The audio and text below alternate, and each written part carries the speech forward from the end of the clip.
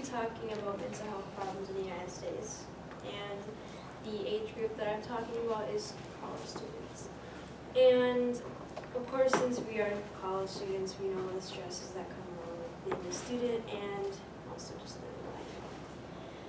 And most of us have a certain lifestyle that we go by. We also have friends and families that we worry about, and we also have to worry about ourselves. But also, people move away for college.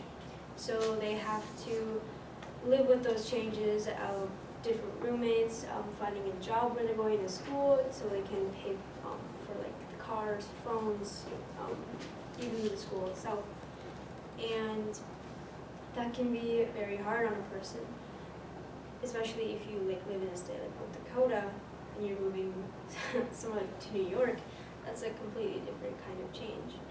And with all of these things that are just piling up that are brand new and that you're trying to deal with, it can lead to all sorts of things such as anxiety, depression, and even suicide.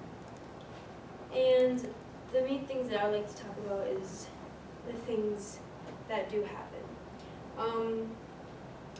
The first thing I'll talk about is anxiety. Anxiety makes you anxious and it makes you nervous. Also like little things, your eye twitch, shaking your leg sometimes. And just doing all those things, scribbling down on a piece of paper does help with the anxiety. And the percentage of anxiety within college students is 41.6%. And the next thing that I'm going to talk about is depression. And a lot of high schools have been hitting on this, and middle schools, of course, with all of the shootings and whatnots, to lend a hand, say hello to the person, just doing small things so people feel like they're needed and that people do want to be their friends. And which, honestly, college students, yeah, because the situation moving to New York, you might feel secluded into your own bubble because you're so nervous that you are moving. Like it's hard to talk to new people. As a kid, myself, I moved a lot, and I hated making friends. I hated everybody, and I was in my own bubble, and that actually made me sad. And then once I moved to Mandan, I actually let out of that bubble a little bit, but then I still found myself in my own bubble in high school. Not going to games, not going to social like stuff, and it was really hard. And within college, the depression rate is 35.8%. And with all of these, such as anxiety and depression, of course, comes along suicide. And of course, I'm pretty sure we all know what suicide is, but for the people that may not know, it is the person taking their own life. And since I'm going into criminal justice, police officers do deal with a lot of suicides, of course.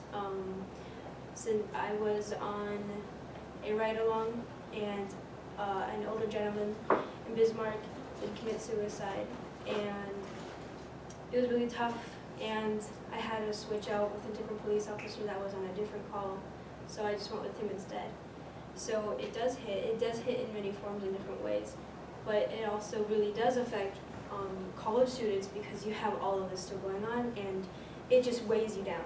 And weighing you down, you don't see a future. You don't see like what or why. It's a big question. It's just why.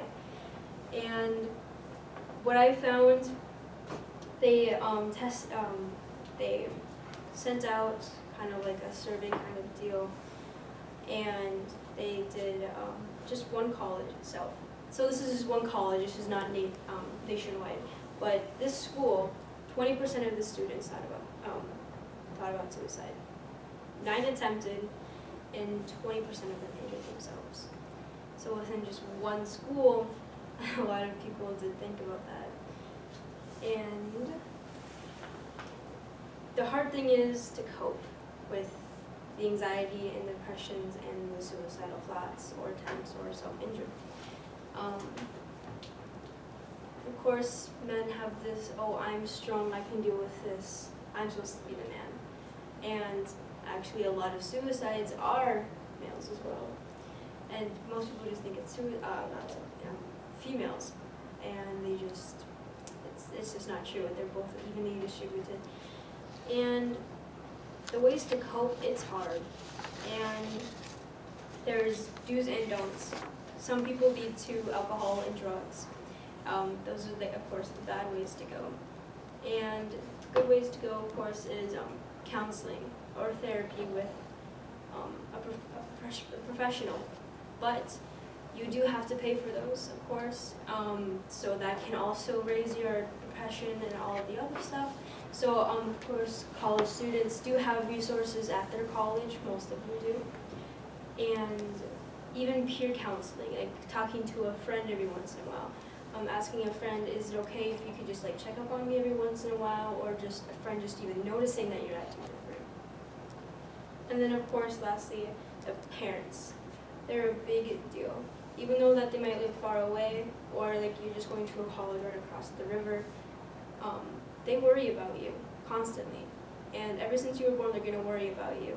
And it's a big deal with parents because they're your child. And it hurts them to see that you're in pain, but you're hiding it from them. And my parents, of course, did worry a whole lot. But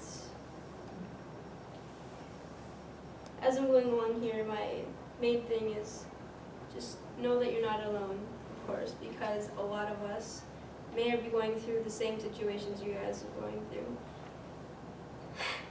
But we are all in college, we're all dealing with these things.